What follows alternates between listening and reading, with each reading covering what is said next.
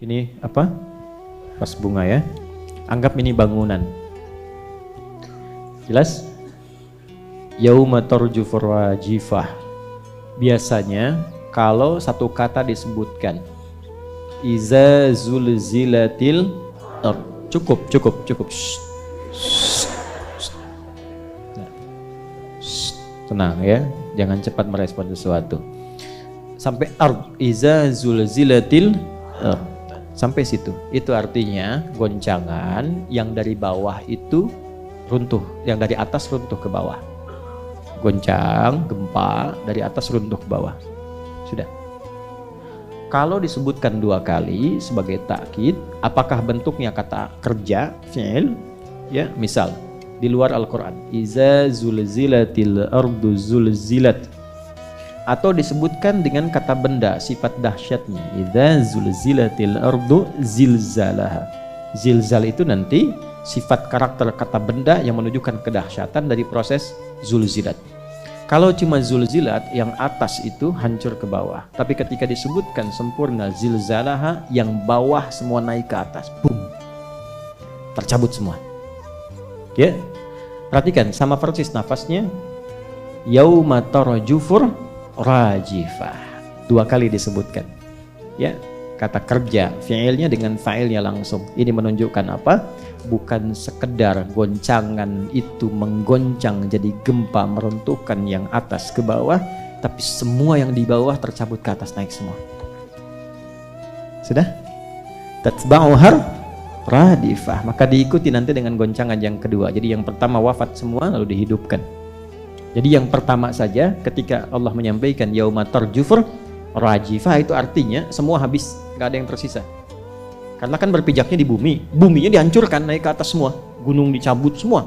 Kal ihnil mangfush, semua dicabut, gunung dicabut semua, ke atas naik semua, terbangan dan hancur, tabrakan semua, habis.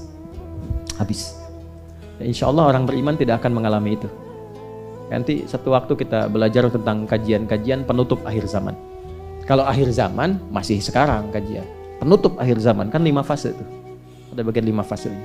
Ya, nanti pada titik tertentu ini semua yang beriman wafat semua, yang soleh-soleh wafat.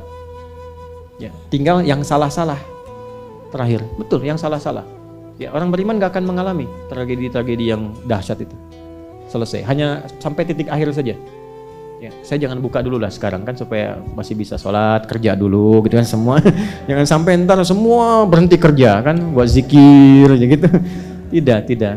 Ya, ini praktekkan ayatnya dulu. Kerja sambil zikir, kerja sambil ingat Allah. Lihat, yauma tarjufur, ada masanya gempa-gempa yang biasa kita rasakan itu hanya menggoyang dan meruntuhkan yang atas ke bawah, lalu diberikan pemanasan oleh malaikat, angin datang tiup, terbangkan. Ya, kemarin ada beberapa di beberapa daerah kan kelihatan. Yang paling gampang tuh kayak di Amerika kan angin tornado kan, diberi nama macam-macam, tapi kan itu dilihat kan terbang, putar, hancur.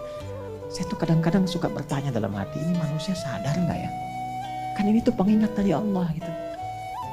Ya, yang saya pengen tanya tuh yang mengaku beriman, nih imannya pada kemana gitu? Cuma ngeliat, gede banget yang ini, iya nih, oh masya Allah gede banget ya. Gede banget, mana imannya ya? Saya nggak benar berarti ngajarnya ini gitu.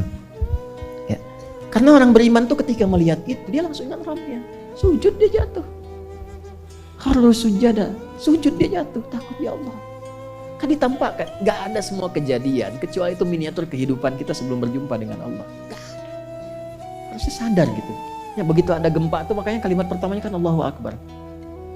Kau yang paling agung ya Allah, kau yang paling agung ya Allah. Sama. Ada gempa sekarang keluar sibuk cara evakuasi gempa. Bagus. Ini meeting poinnya. Lakukan begini, dilindungi oleh diri Anda, masuk ke dalam meja dan sebagainya. Nggak apa-apa itu standar. Bagus, nggak apa-apa. Tapi maksud saya ingat Allah enggak? Ya, ingat Allah enggak? Ingat enggak ketika itu ditampakkan? Itu kan baru satu. Bahasanya begini, iza zulzilatil ardu, sampai situ dulu. Nih saya baru kasih yang begini nih, kamu aja udah begitu. Saya udah kasih begini, kamu aja udah begitu. Kamu maunya apa selama ini? Begini, begitu, begini, begitu, gitu kan? Aku kasih begini, kamu begitu. Maka ingat juga, sampai dikasih gempa belum ingat sama Allah juga. Itu baru gempa yang biasa. Ini baru dikasih gelap biasa tuh. Udah takut. Gimana kalau semuanya gelap? Ya, dan kita tanpa sadar, fitrah kita itu begitu. Jadi orang tuh kalau sudah dikasih gempa yang dahsyat, baru gempa yang hancur atas ke bawah aja, udah nggak peduli dengan siapa-siapa. Nggak peduli. Demi Allah saya katakan, yang kecil aja udah nggak peduli. Rumah tuh nggak peduli, keluar. Harta berapa banyak keluar. Saya masih ingat kasus-kasus itu tuh. Ya, dikasih gempa tuh langsung keluar lari. Dia nggak sadar dengan gedung yang telah dia bangun tinggi, rumah yang mewah, dia tinggalkan begitu aja. Lantas kenapa selama ini berangkat gelap, pulang gelap, kumpulkan itu sampai maksiat, cuman untuk mencari sesuatu yang Anda tinggalkan saat dikasih goyangan sedikit? Manfaatnya apa? Manfaatnya apa? Tentu itu akan bermanfaat ketika kita lekatkan dengan Allah. Kalau sudah dekat dengan Allah, Masya Allah, enak nikmati kehidupan. Ada gempa, nggak ada gempa, hati kita tenang. Hati kita tenang. Allah tuh mudah, Anda tinggal di tembok yang luas, kasih gempanya dalam dirinya, kasih masalah, kasih persoalan, sehingga nggak menikmati itu kemewahan hidup, harta berlimpah, kasih kegelisahan, itu ada, ayatnya ada. Diingatkan oleh Allah dari yang kecil sampai yang besar. Nah, yauma tarjufur rajifah tatba'uha radifah qulubun yauma idzin absaruha, baru sadar. Maka saat dikembalikan kepada olok-olok tadi, udah, kamu ingat aja nanti meninggal bagaimana. Ya kan? Kamu kan akan meninggal, nggak usah saling mengolok lah. Yang fair tuh begini, saya tidak mengolok-olok Anda nggak usah mengolok-olok saya. Kerjakan masing-masing aja. Anda punya pendapat, saya punya bimbingan dari wahyu, sudah. Yang penting pikirkan kalau meninggal nanti bagaimana. Fair sekali kata Quran. Terus gimana emang prosesnya? Diturunkan kata Allah jawabannya. Kamu kan biasa merasakan gempa. Besok-besok kalau terjadi, yang kamu tantang kiamat itu, semua yang dari bawah naik ke atas. Nanti kalau sudah meninggal baru sadar. Ketakutan, kekhawatiran. Sampai menyimpulkan fa'idhahum bisahirah. Ya Allah, kalau gini caranya di tanah aja yang gak dihisab. Di tanah aja yang gak dihisab. Jangan sampai terjadi, karena penyesalan itu selalu di akhir. Allah turunkan kurikulum supaya nggak menyesal di akhir. Kalau diturunkan sampai nggak sadar juga, dengan cara apa lagi Allah menyadarkan? Mana buktinya? Kan selalu begitu kan? Ya, manusia kan selalu begitu. Buktinya mana kalau itu terjadi? Maka ditunjukkanlah oleh Allah kisah Firaun.